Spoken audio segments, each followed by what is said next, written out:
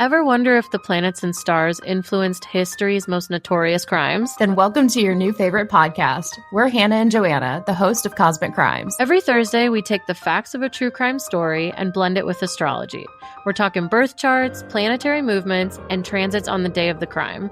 The crimes are serious, but are interpreted through our introspective and sometimes unhinged POVs. Subscribe to Cosmic Crimes wherever you listen to podcasts. And tune in every Thursday for a whole new spin on true crime.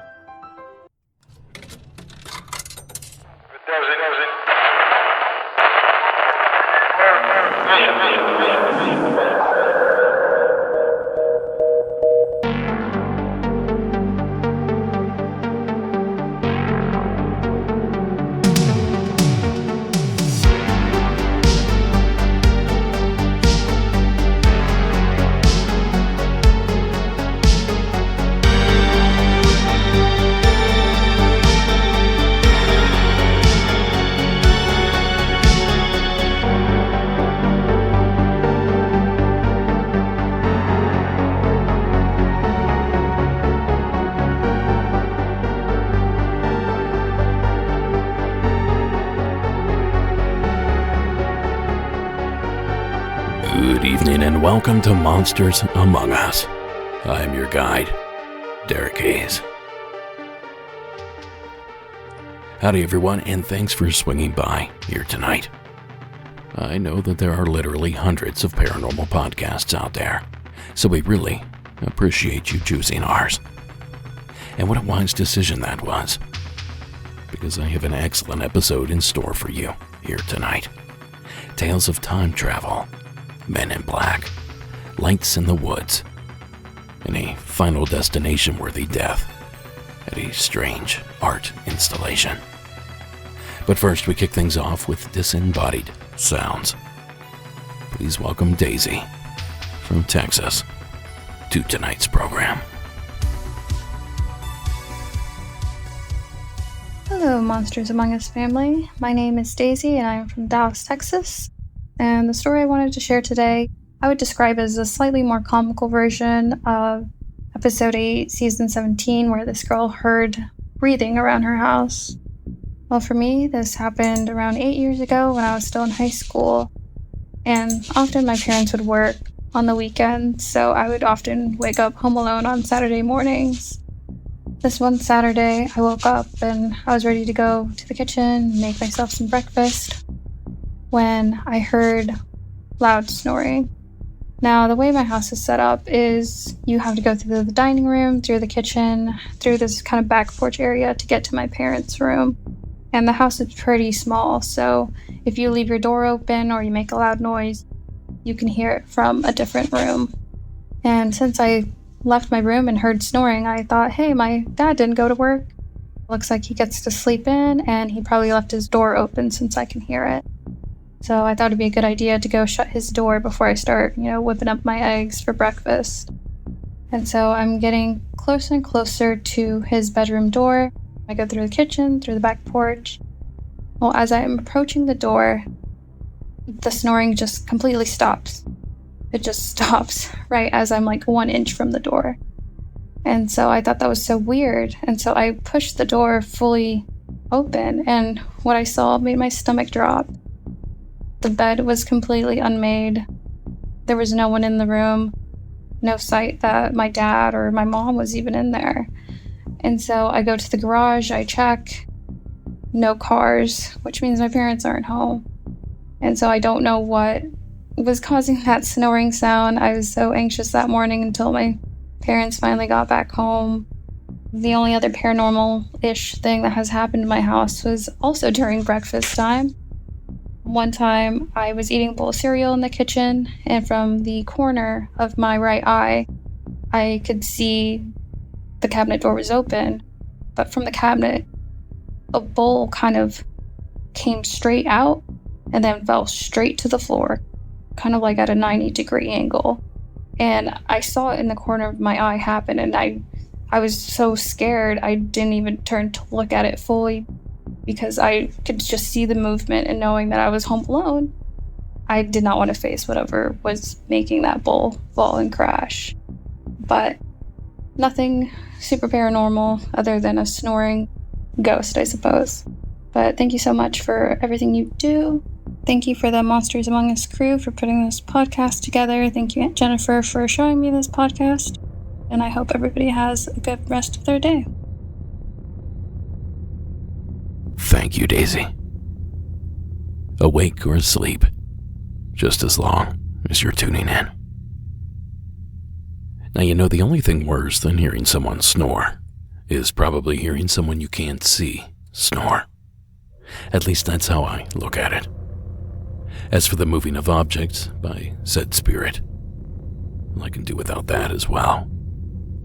If this were all happening in my home, that is. But those sorts of details make for a great story, and we can't thank you enough, Daisy, for choosing to share yours here tonight. Now, folks, I have a ton of stories to share with you here tonight. But first, these messages.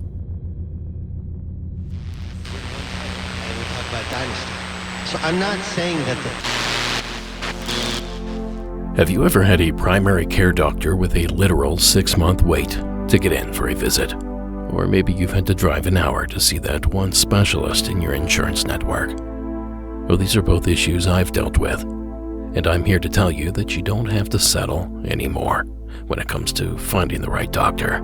With ZocDoc, you've got options.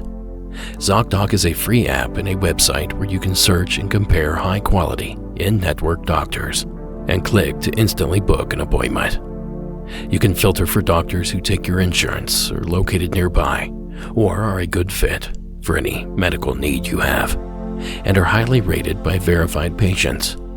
There are over 100,000 doctors across every specialty, from mental health to primary care, urgent care, and more. Appointments made through ZocDoc happen fast, typically within 24 to 72 hours of booking. You can even get same-day appointments. Now, one of the main reasons I put off going to the doctor is the hassle of finding one I like that actually has availability. ZocDoc made it easy for me to find a nearby in-network doctor, and I was able to book an appointment for that same week. Stop putting off those doctor's appointments and go to ZocDoc.com/MAU to find and instantly book a top-rated doctor today. That's ZocDoc.com/MAU. ZocDoc.com/MAU. There's also a link in tonight's show notes.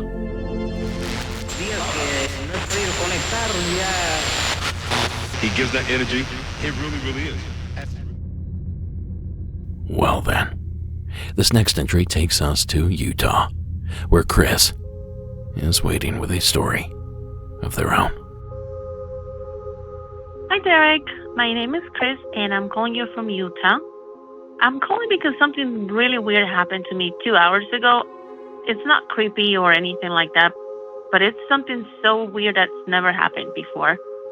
And I think I just saw an hour ahead into the future. So I work from home, and I was actually not working.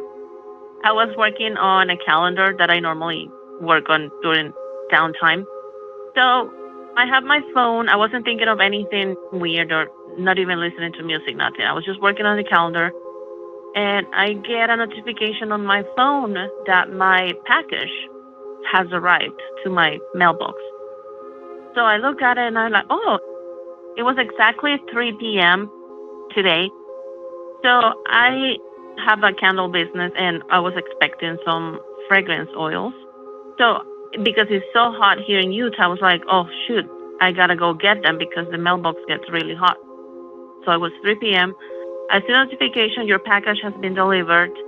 I see the picture of the oils, that I get and everything. So I grab my keys, and I'm like, oh, I don't want to go because it's super hot here. It's already 100 degrees, so I still went. I walked 2 blocks to my mailbox, and I open it, and it's empty.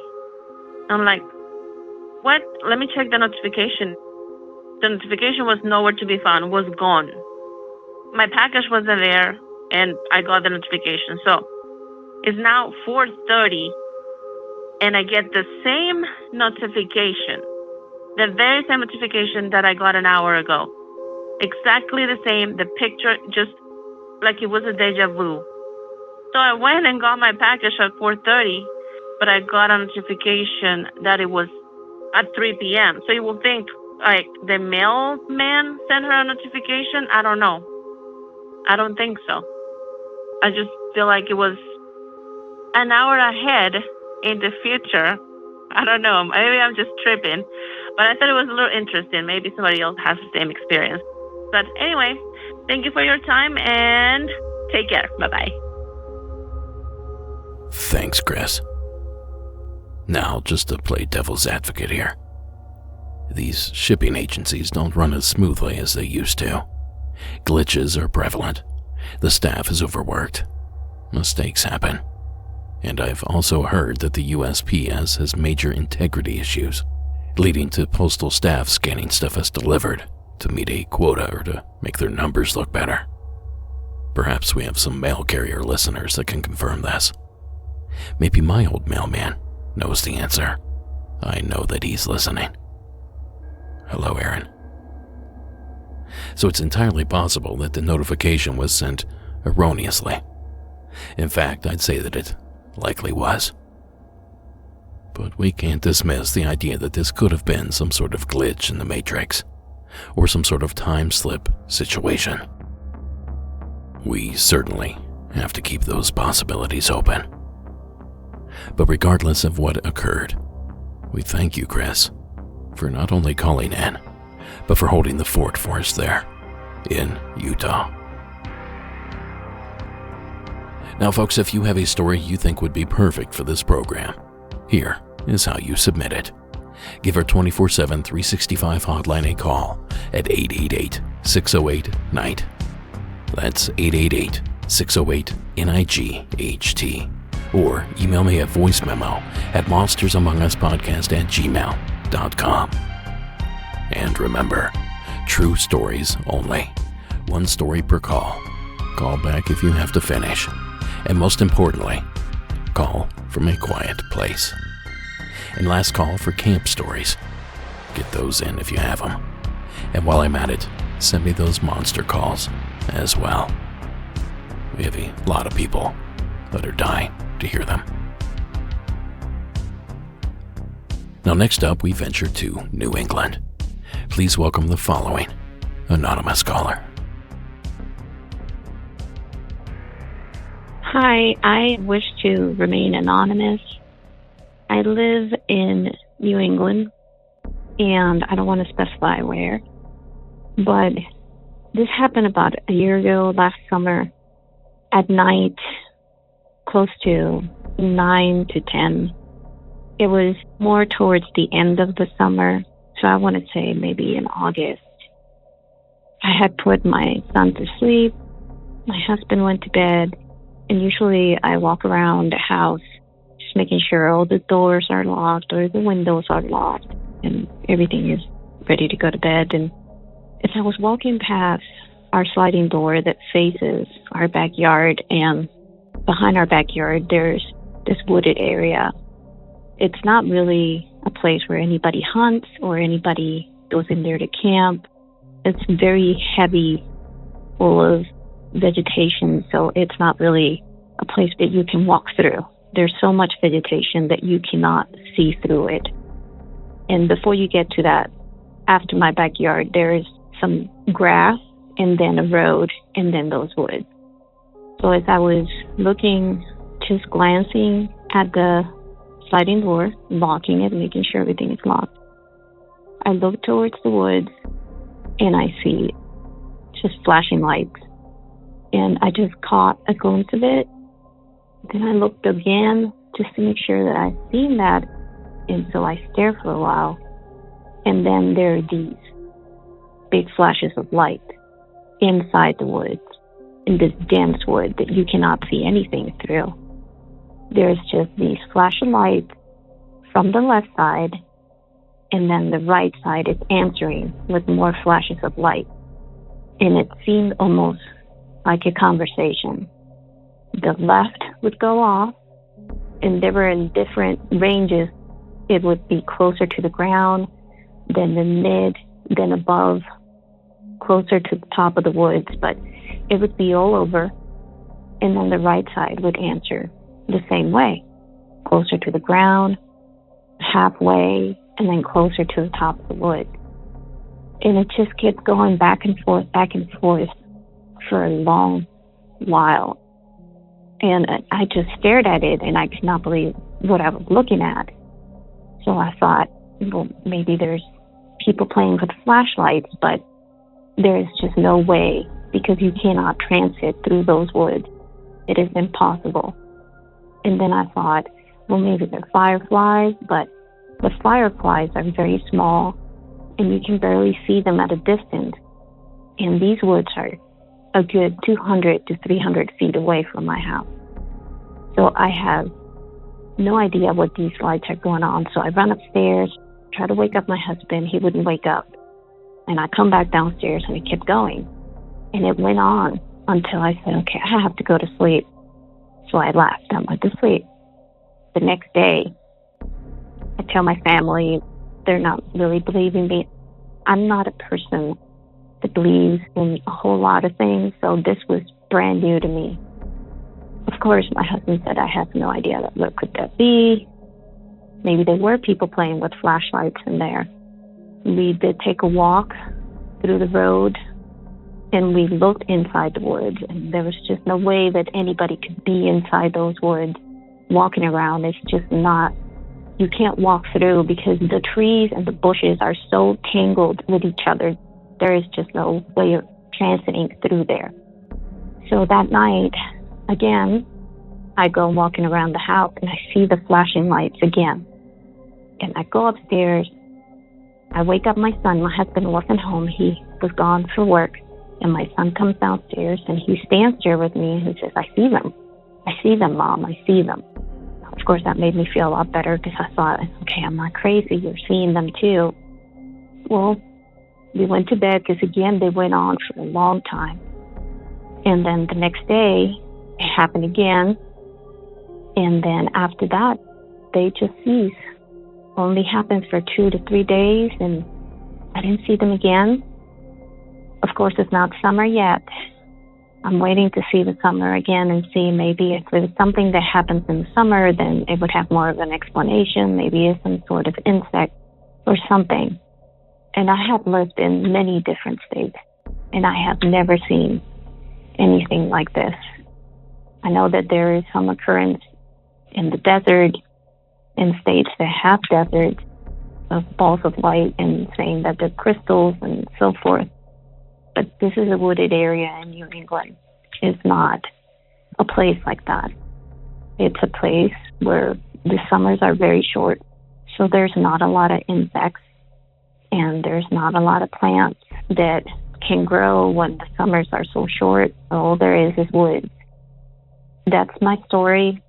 I just felt like I had to tell someone, because it's been in my mind ever since it happened every day. And every night I look out my sliding door and I don't see them, and I'm hoping again to see them, but I just had never seen anything like that. And the fear that I felt when I was looking at them, I have never felt that before either. Okay, so I listened to your podcast. I recently came across it. I love it. Thank you so much for providing the space for people to tell their stories. I'm sure it makes them all feel a lot better. Thanks. Thank you, caller. Now, this story is giving me Rendlesham Forest vibes, if I'm honest. The 1980 case, where Air Force personnel came face to face with some sort of blinking craft in the forest just outside of RAF Woodbridge in the UK. For 2 nights, MPs, soldiers, and even the deputy base commander all saw these lights, flashing back and forth. At one point appearing in 2 separate places, flashing nearly identical to the behavior mentioned in our caller's story. But outside of that, I don't have much to suggest here, caller, except that maybe a pair of raccoon hunters had worked their way into the area. That would explain the lights, but it would not explain what the lights seemed to be communicating with one another. This is an interesting one for sure, and on the surface it seems fairly benign. But when you find yourself out in the country alone, and you see this past the tree line, I bet you'll quickly learn that you share our caller's point of view. Either way, thank you again, caller, for sharing the story and for calling in. Input into our life for authority. The predictable outcome is lawlessness. Now, I know many of you are always looking for podcast recommendations. Well, the Let's Read podcast features a wide array of horror stories, ranging from true crime and paranormal encounters to creepy personal experiences, making it a must-listen for fans of the genre.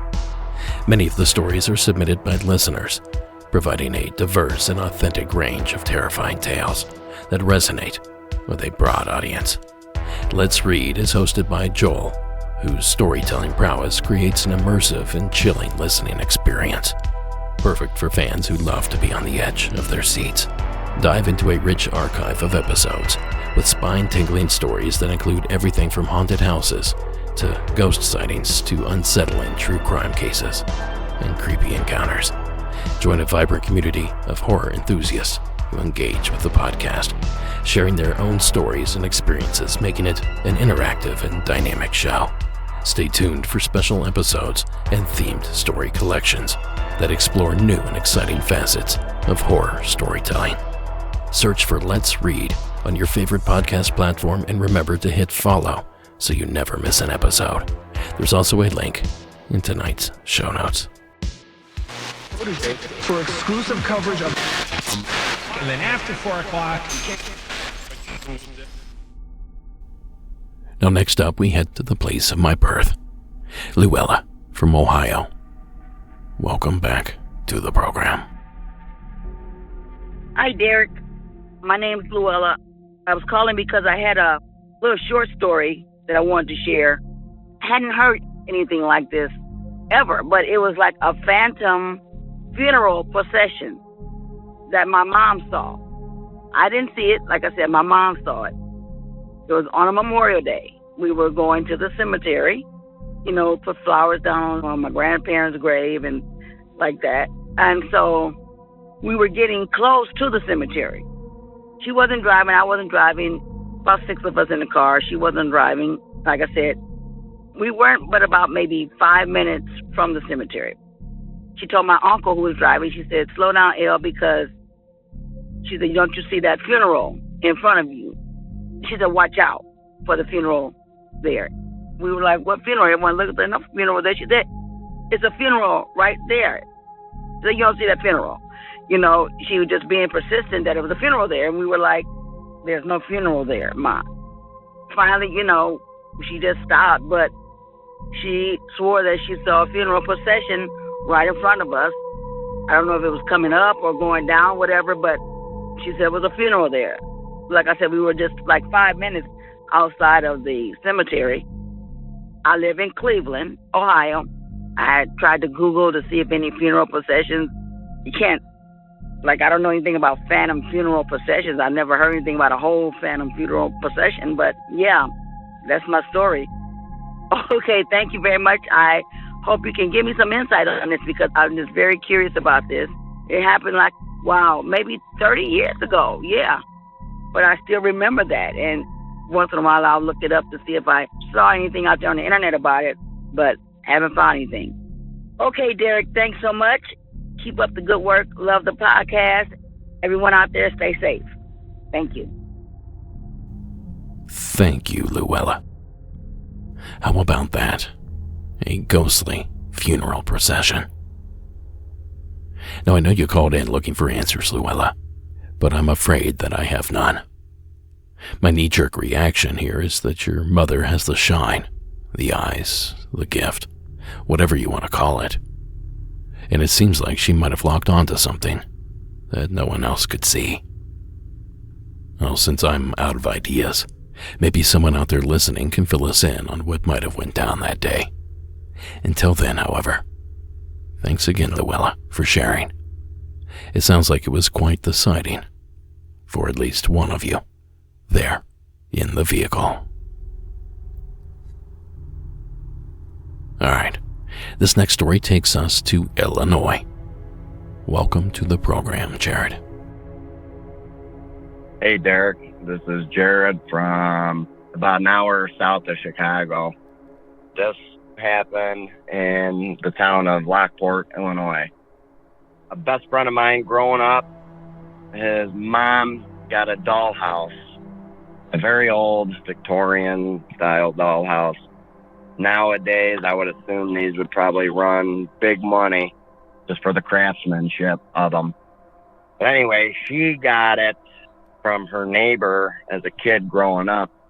The little girl died, and they had a garage sale, and she got this dollhouse. So that was when she was a kid. She always had stuff happening with this dollhouse. Now she's grown up. She has children. I'm best friends with her son, and we're messing around with the dollhouse. It had a plug-in where you could plug it in, and there was a little light in there. This day, I remember that it was not plugged in. I'm absolutely 100% sure it was not plugged in. We're messing with the thing, don't really believe that it was haunted, this and that. And as I go down to put my face right next to the dollhouse, boom, that light turns on. And I could see that it's not plugged in. So immediately, right then and there, I get up. We all run out of the house, freaking out. So that was one instance with the dollhouse. Another thing, I'd be sleeping over there, and he had a little sister. She was probably 4 or 5 at the time. A lot of nights, she had an alarm clock radio in her room, and it would just start blaring white noise in the middle of the night constantly. She ended up keeping this thing in a crawl space in the basement, and you could hear a little girl saying, "Play with me." Obviously, it was not his younger sister that was making that noise. I know for 100% fact that something is definitely going on with this dollhouse. Thank you. Bye. Thanks, Jared. You gotta love a good haunted object story. And a haunted dollhouse, that's the sort of thing they make movies about.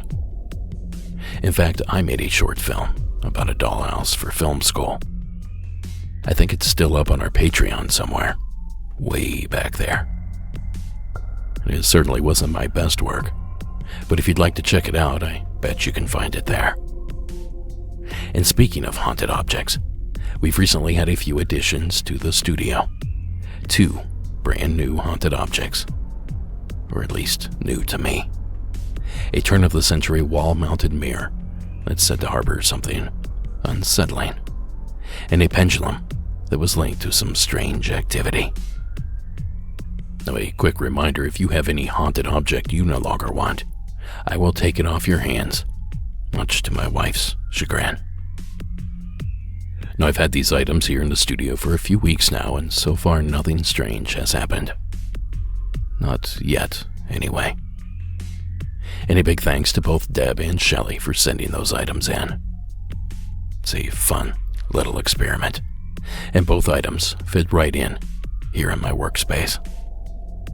And while I'm thanking people, a big thanks to Brian for sending me not only a Sasquatch footprint cast, but a handprint cast as well. It was much appreciated, Brian. And a reminder, I'm working on a collection of casts just like those. So if you're one of those Bigfoot cast collectors, please reach out to me. I'd love to make some sort of deal. Because it's my dream to open a paranormal museum of some sort. So I'm getting a jump start on the curation. Anyway, lots going on here in the studio, and I love it. And thanks again, Jared, for sharing the entry. Now let's do one more call before this next break. Hayden from Canada. Welcome to the program. Hi, my name is Hayden Suter. This happened in North Portal, Saskatchewan, on the borderline of Portal, North Dakota. I was sitting in my house, and I was staring out the window. Like, it's about dusk. It's kind of muggy out. Like, it was just raining a lot, but at the time it was just muggy out. And there was this guy dressed all in black walking around the village, whistling like,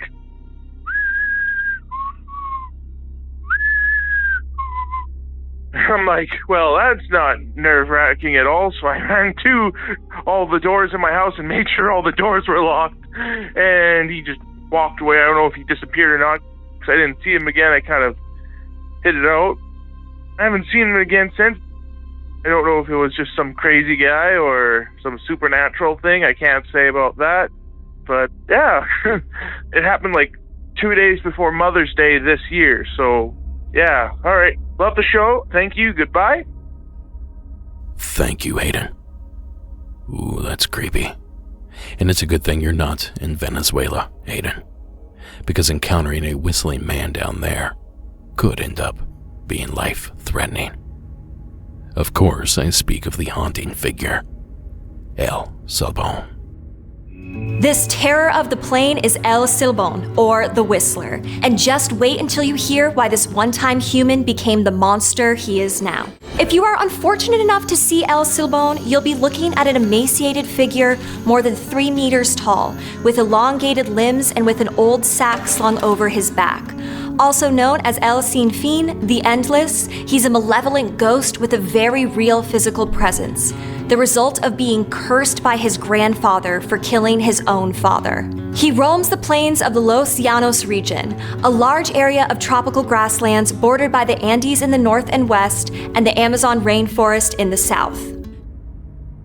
Now that is yet another clip from PBS's Monstrum. I really enjoy that show. And I doubt you had a run-in with El Silbón, Hayden. But it sounds like you had a run-in with something unusual. At the very least, someone unusual. Either way, thanks for reporting it, and thank you for calling in. This report is sponsored by... When it comes to vehicle injury cases... Fire as a confidential human source. Now, if you've ever driven north on the I-5 from the San Fernando Valley through a place called the Grapevine, just outside of Los Angeles, you might have noticed the area feels a little strange. Well, there just might be a reason for all of that. Here to fill us in is Adrian from the Golden State of California.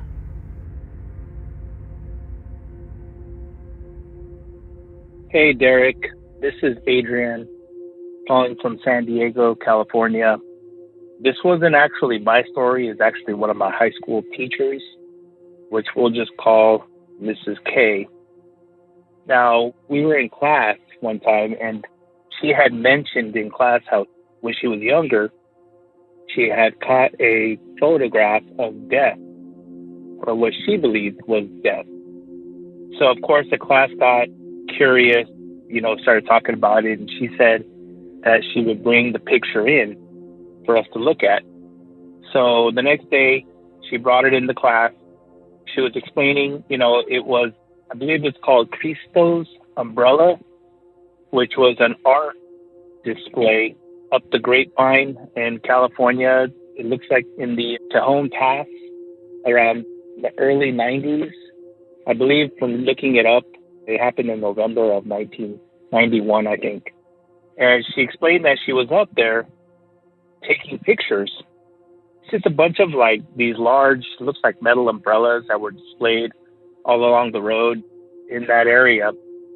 So what she said happened was really windy. She said that an umbrella, I don't know if it fell over or if it actually lifted up. I was kind of reading about it, but I think it just fell over. And it actually fell on an unfortunate lady who was there. And unfortunately, she was killed. But my teacher was on the road overlooking the hill where this happened. So she had a camera, she started taking pictures, not pictures of the person who was crushed, unfortunately, but kind of pictures of the scene. And she was a good ways away, from what I recall, based on the picture, maybe 40, 50 yards away. Now, she was on the road.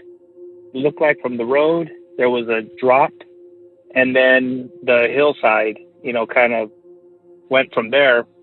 The umbrella and all the commotion was, like I said, on the hill about 40, 50 yards away. The picture was in black and white. And she said she took the pictures, and then when she developed them, she noticed that in one of them, there's clear as day a guy walking like right across the photo. So she's standing there taking the picture, and just off to the right, you see this guy walking. Now, she believed he was dead because, in the picture, if I remember correctly, so I'm going off of memory from seeing this picture, he was wearing like a black trench coat. It looked like maybe he had like a fedora type hat on. He had his hands in his pockets, but it was just all black, and it looked just like a guy, but it really was weird because you couldn't see his face. It was like black. It was just like shadowed out. So everything was blackened out, and it was just, him walking from the left to the right. He's in the shot on the right side, walking towards the left. And then in the distance, you see the umbrella and all the commotion that was going on. Now, the class kind of started laughing about it because it looked like he was wearing Chuck Taylor's shoes. And everybody's like, oh, yeah, Death wears Chuck Taylor's, I don't remember seeing the All-Star sign on the shoes or anything. But, he did have, the black shoe with the white sole. That was the only color that he had. So, the class kind of started laughing about it. And she was just like, yeah, whatever, yeah, he has white shoes, but I took this picture. I did not remember seeing this guy. I think I would have noticed him walking in front of me when I was about to take the shot and would have not taken the picture. But she didn't see him. She took the picture, and it wasn't until later, after she developed the pictures, she saw the image of him. Now, it's been about 25 years since I graduated high school. If I get a chance, I'll pull up my old yearbook, get her first name. I only knew her by her last name, of course. If I'm able to locate her, like maybe on social media, I'll see if she still has the picture and see if it's possible to share it. But it was weird, and you might be able to think maybe she just blacked it out. But this was the 90s, it wasn't a digital photo, it was an actual photo. It looked legit. Not that they just blacked out the face. From what I remember, it was just all solid black. You couldn't see the face at all. All you saw was just the hat, the trench coat, the black pants, the hands in the pockets, off to the left, walking, not looking at the camera, just walking straight. And then in the distance, the commotion from the unfortunate accident that had occurred. So I thought it was pretty cool. Now looking back at it, she was actually a really good teacher. But anyways, I just wanted to call and share that. All right. Thank you. Bye. Thank you, Adrian. I know this area very well. I've driven through here dozens of times on my way to places north of LA, at least. And I've always thought it had an odd feel to it. The weather is wild up there on that hill. And I call it a hill, but it towers over 4,000 feet tall. And the grade is pretty steep as well. The vertical descent from the summit down the 5-mile grade is 1,603 feet. And there have been countless deaths as a result of this dangerous cocktail of road conditions. Just check out some of the headlines that Delaney was able to dig up. feared Grapevine is scene of terrible accidents. Grapevine has reputation of death trap in western states. Slaughter on Grapevine, checked by crackdown. Truck demolished in plunge off grade. Experts analyze Kern's high road of death. And Grapevine grade carnage appalled state probers. It's a place you certainly want to be paying attention in while you're driving through. And the area is super old as well. There's a town up there on the top of the hill, Gorman, California, if you can even call it a town. I think there are only about 15 homes up there, and only about 50 people actually live there year-round. But it's an unassuming place, because Gorman is one of the oldest continuously used trails and roadside rest stops here in California.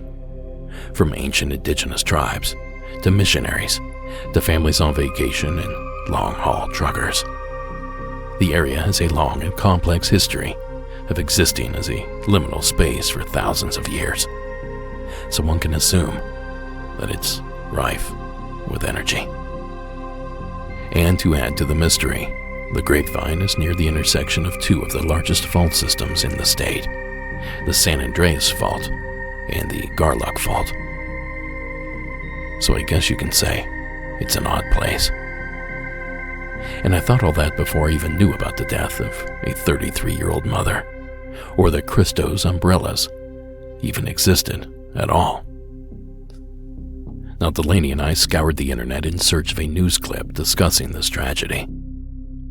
The best that we could do was a clip from a documentary on the umbrellas, courtesy of Ray Sadart. It was a nice, beautiful day with a southerly breeze. Within 15 minutes' time, the wind had shifted. And somebody said, look at the canyon. Here's this massive white thing working its way up the canyon. It went from a white, puffy, rolling thing to all of a sudden it was black. High winds and rain held the Tajon Pass late this afternoon, one gust ripping an umbrella from its foundation. It funneled right through here, and it hit these four. 1, 2, 3. It blew the three in front completely apart, and it uprooted this one right here. Strong wind not only uprooted the umbrella itself, but it also uprooted the base. And then it went across the street and threw the woman into this hill. She was running. She had contact lenses, supposedly, and shielding her eyes from the dust. Husband trying to pull her and all kinds of things. We don't know. Christo issued a statement saying he and his wife were deeply saddened by the death. I will live with that tragedy in the end of my life, you know. The victim's name was Lori Ray Matthews. And believe it or not, this is not the only death associated with these umbrellas. As part of this art project, another 1,200 or so blue umbrellas were erected over in Japan. This was a huge operation, by the way. 3,100 umbrellas, 20 feet tall, 28 feet wide, nearly 500 pounds apiece, and costing a whopping $26 million in 1991 money. That would have to be billions in today's cash. After the death of 33-year-old Lori Ray Matthews, Christo decided to dismantle the art installation 2 weeks ahead of its scheduled end date. And according to a New York Times article, during that process, a 51-year-old Japanese worker, Masaki Nakamura, was operating a crane when the machine's arm touched a 65,000-volt high-tension line about 25 feet above the ground. So all of this is to sort of play into that photograph you just told us about, Adrian. It seems that death is intertwined with not only this art installation, but the entire area up there on the Grapevine. So it makes perfect sense that death would appear in a photograph of it. This is a pretty incredible story, and I'd love to see the photograph if you ever manage to find it, Adrian. But in the meantime, thank you again for the phone call, and thanks for teaching me a little bit about my own backyard.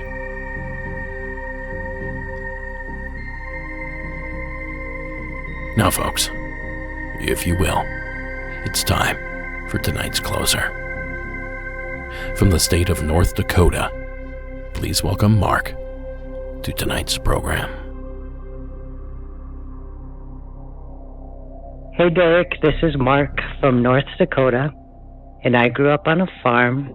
My dad actually built our house, but he ran out of money, so he only finished the basement. The main floor was not finished.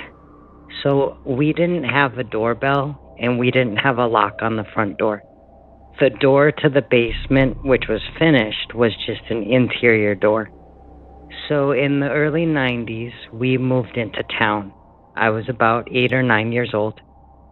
And we moved into a duplex. And it was the first time that I had a lock on the door and a doorbell. So in the front, there were 2 doors. One of the doors, you would go in. It would be 7 steps down. And that was our unit. There was also another front door in the front next to our door. And that door, you'd go 7 steps up. And there was an old lady that lived up there. So after school one afternoon, my mom is home down in our unit in the back in the kitchen making dinner. And I'm out on the porch playing with that door. I'm locking myself out.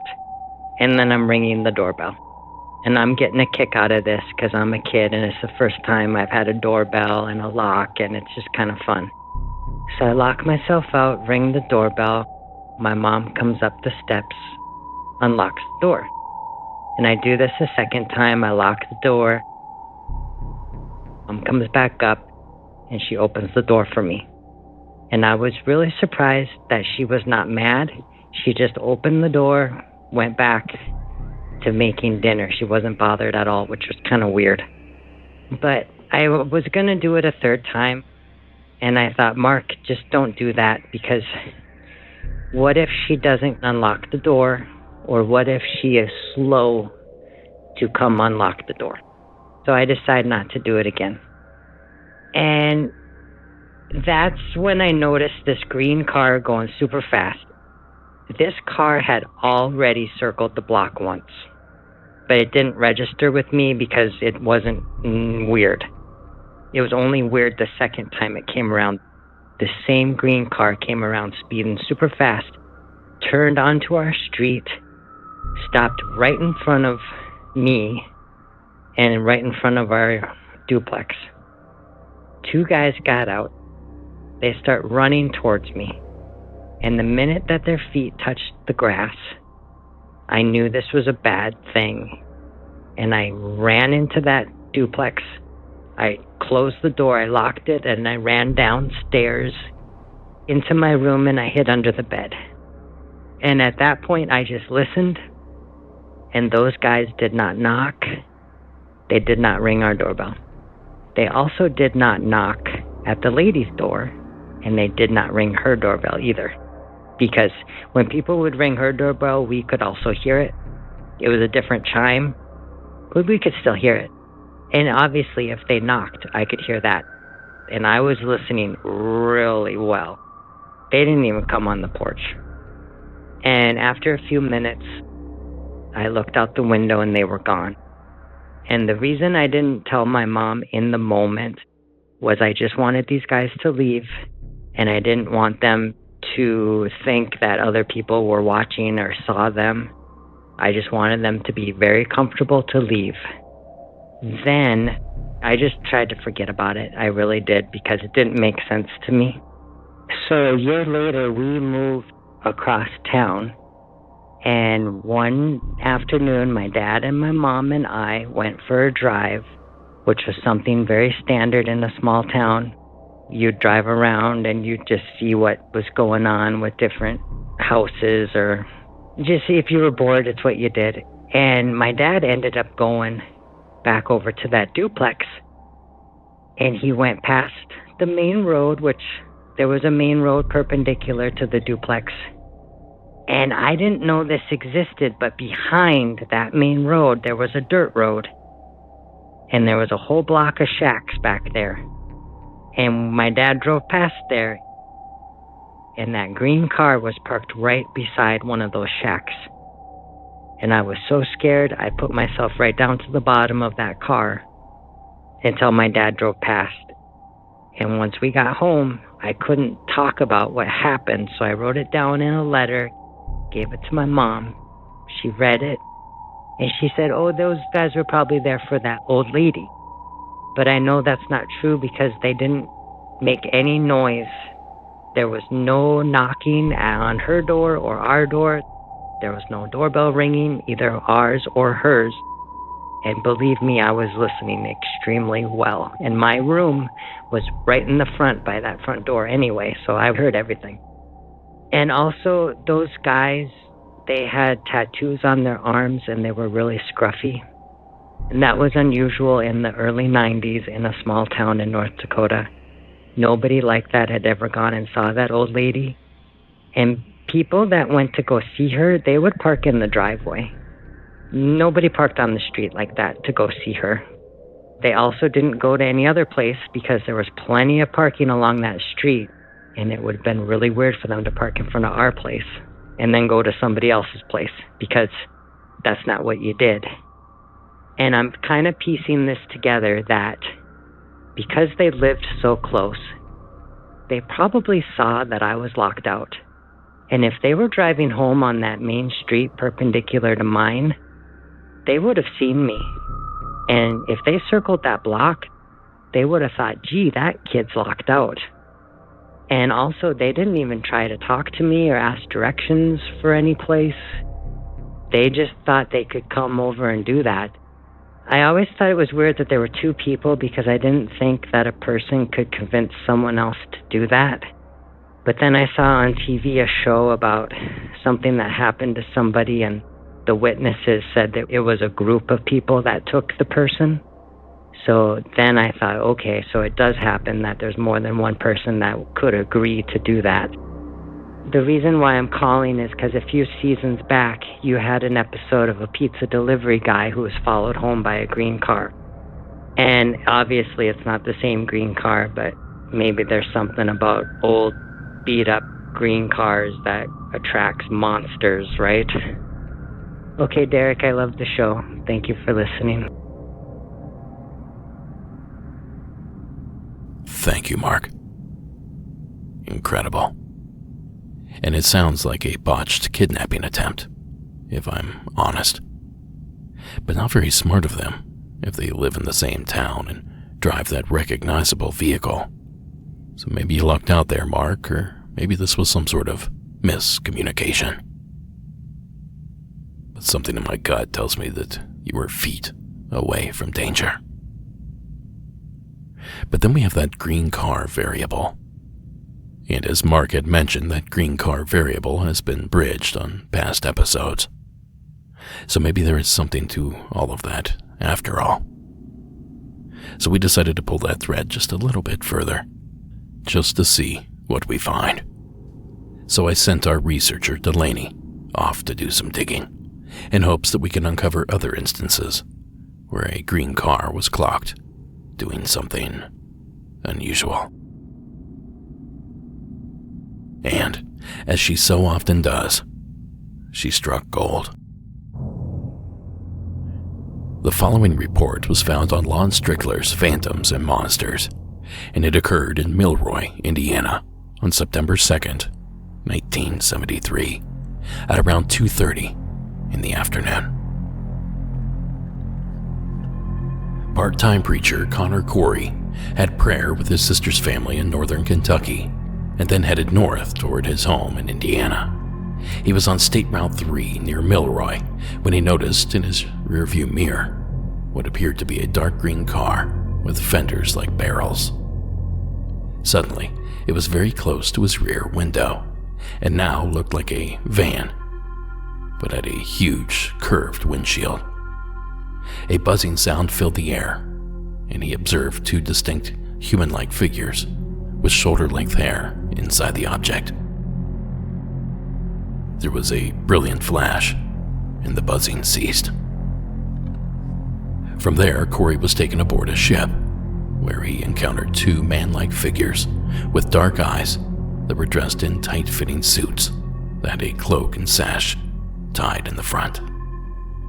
Now, I'm not the jump-to-conclusions kind of person, but it's hard not to draw a connection here.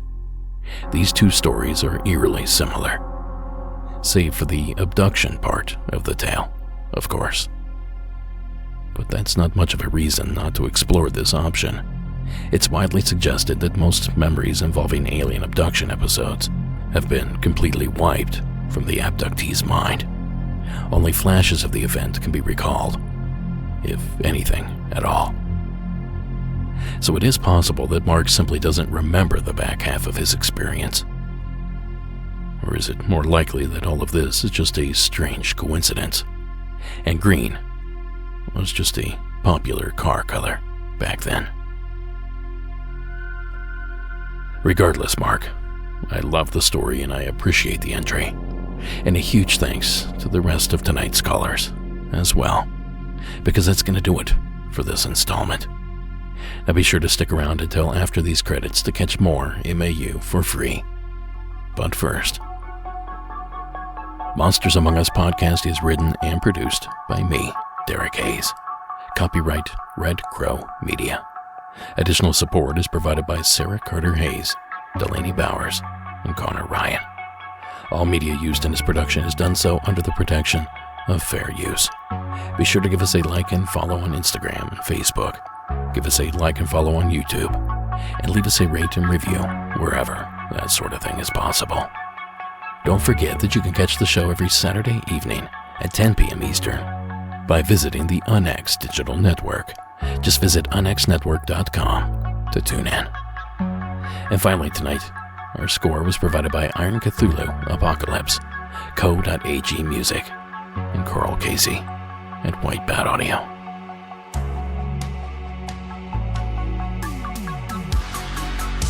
Don't forget to check out our film Shadows in the Desert, My Strangeness in the Borrego Triangle. Just visit borregotriangle.com to learn more. Now our shop is only going to be open for another week, maybe two, so don't miss out on 20% off. Most places are raising their prices right now. We're slashing them. Visit monstersamonguspodcast.com and click the shop tab to take advantage. Alright folks, those that know where to catch me. For everyone else, have a good night.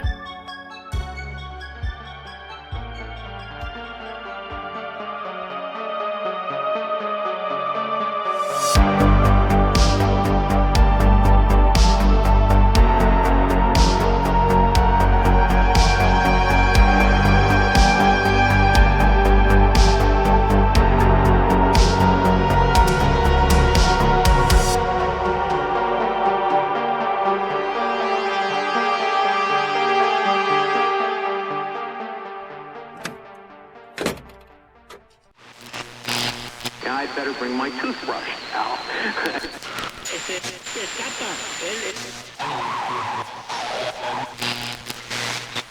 I set the pace. What happened? Now tonight's secret story is one I pulled out of my hat. I'm hearing this for the first time, right along with you. Now there's no reason really. I just thought this might be fun. So let's find out what Hazel has to tell us. She's calling in from the state of Iowa. Hi, this is Hazel, and I'm from Iowa. This story takes place in Savannah, Illinois.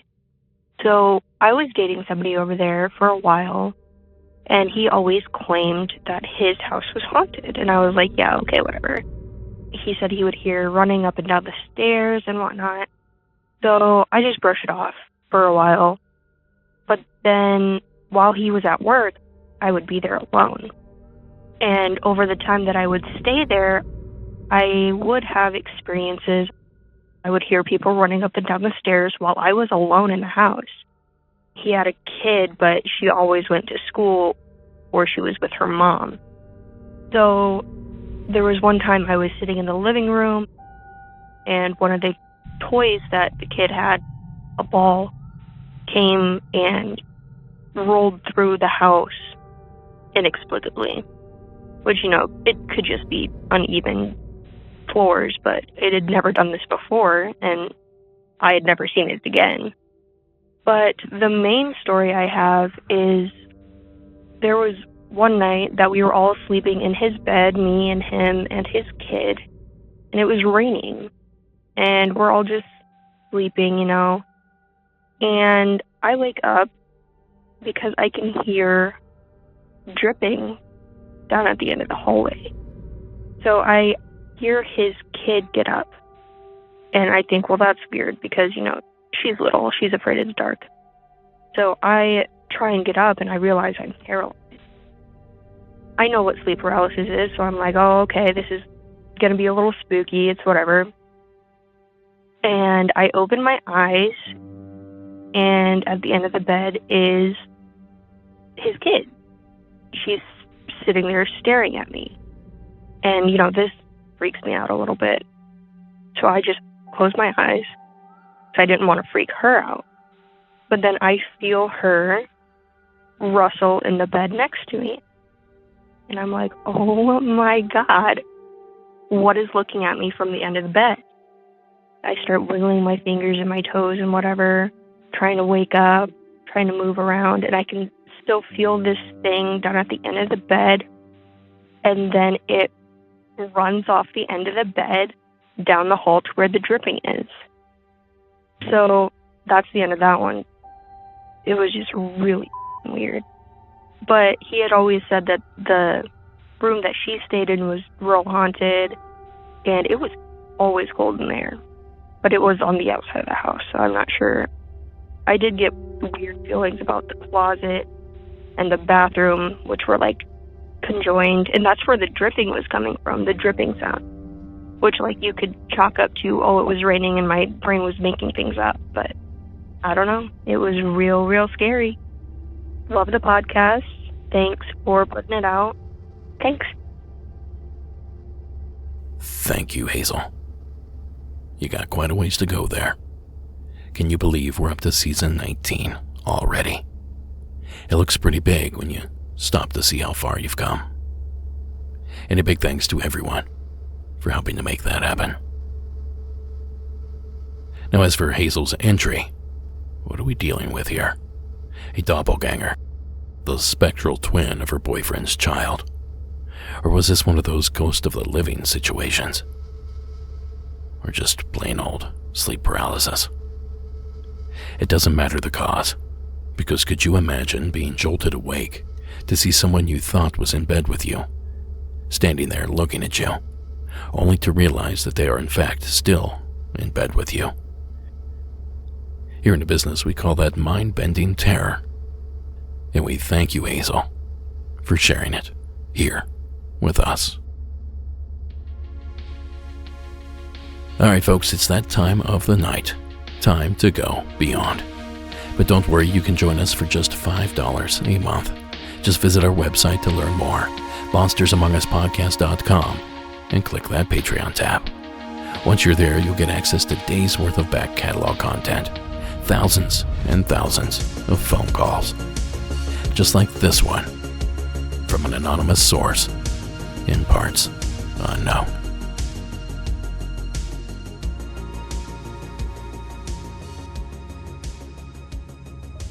Hi, this story is from years ago, around 1999-2000 time period. I was in the military and stationed in San Antonio and was having a house built out by SeaWorld. At that time, there was nothing out there. So they had started the street and they had the demolition complete of the area, and they were just now like laying the foundations and putting up some framework. So I would go out there fairly regularly just to watch the progress of the house.